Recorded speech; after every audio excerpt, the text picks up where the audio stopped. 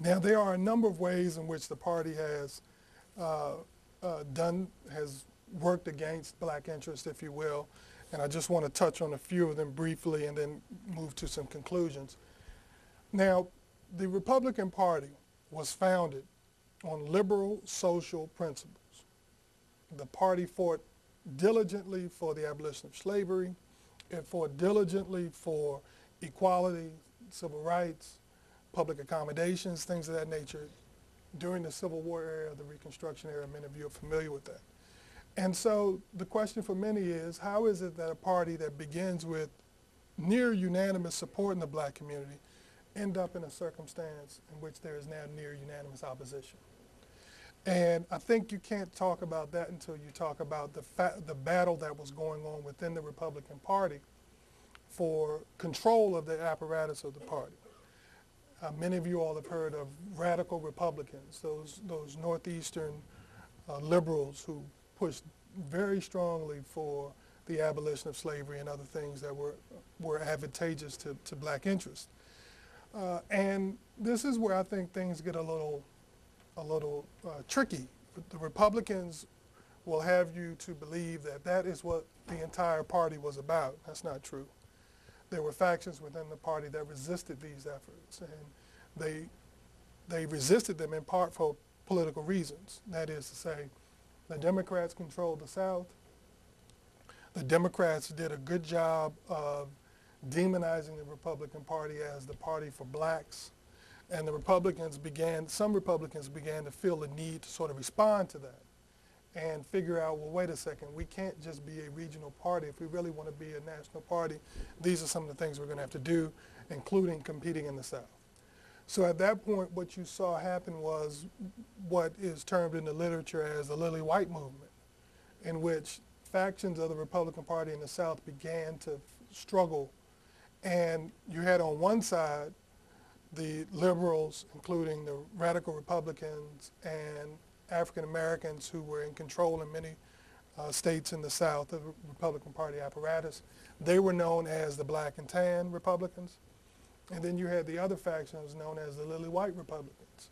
And over time, this battle took place in which the Lily White Republicans literally purged the black and tans from control of party apparatus throughout the South, and primarily in Texas, Louisiana, and Mississippi. So that starts the ball rolling. And before you know it, the Republican Party has no meaningful black presence. And for African Americans, they found them in a very difficult position.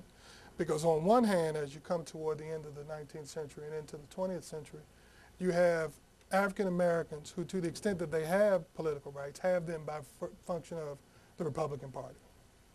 However, the Republican Party is beginning to pull back, and the alternative, the Democrats, was unacceptable at that time for many African Americans, particularly those in the South.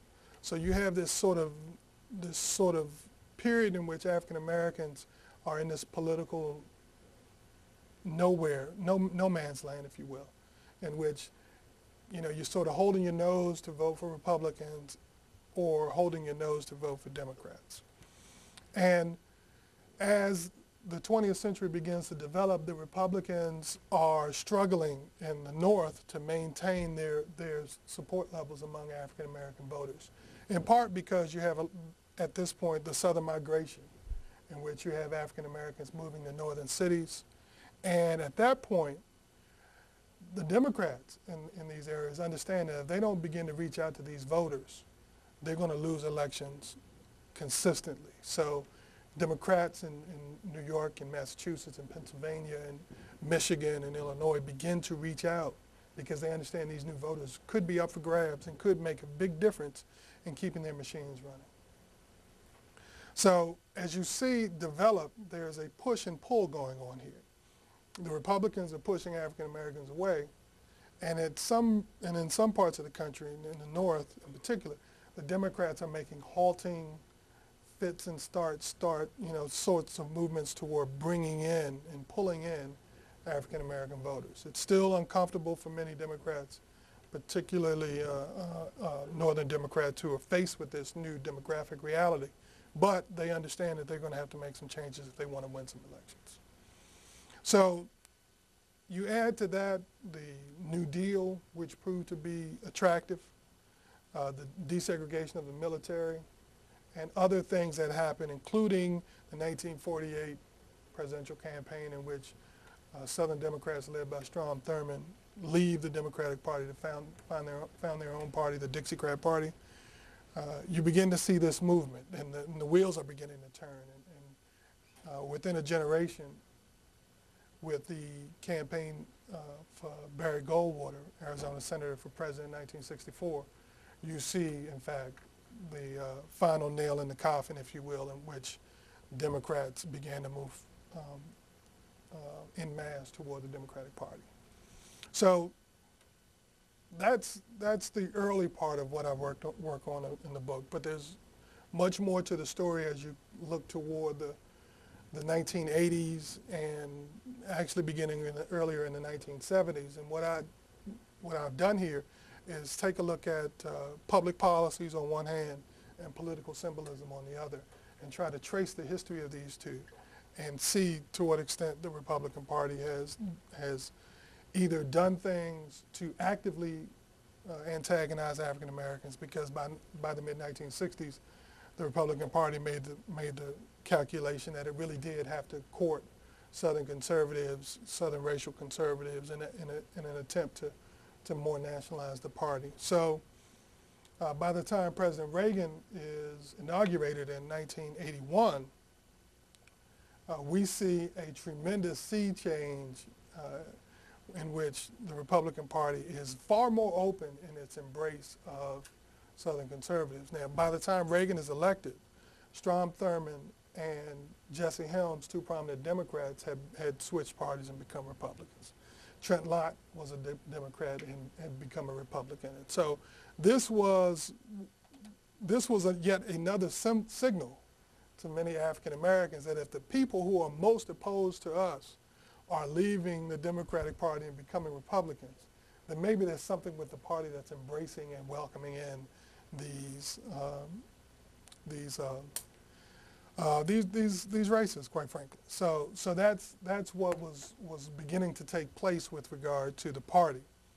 And as I mentioned a moment ago, Reagan comes in, he launches his 1980 general election campaign in Philadelphia, Mississippi, which is just a thumb in the eye to African Americans. Philadelphia, Mississippi, of course, is the location in which Cheney, Schwerner, and Goodman, three civil rights workers, were kidnapped and murdered. And the symbolism of launching his campaign and talking about states' rights in Philadelphia, Mississippi was seen as a bit of covert but purposeful antagonism toward African Americans. And it also was designed to send a message to racial conservatives that I'm your guy if you're tired of all this, talk about equality and affirmative action and all this other stuff. I'm your guy. So that was the primary purpose of that. But once Reagan was elected, you get opposition to the Voting Rights Act extension in 1982, opposition to the Martin Luther King holiday bill, opposition to South African sanctions.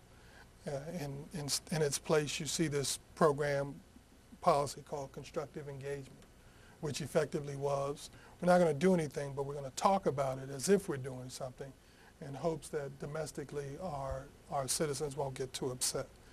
But thankfully, activists here in the country saw through that, saw it for what it was, and worked very diligently to bring down apartheid. Opposition to minimum wage increases took place during this period in significant ways.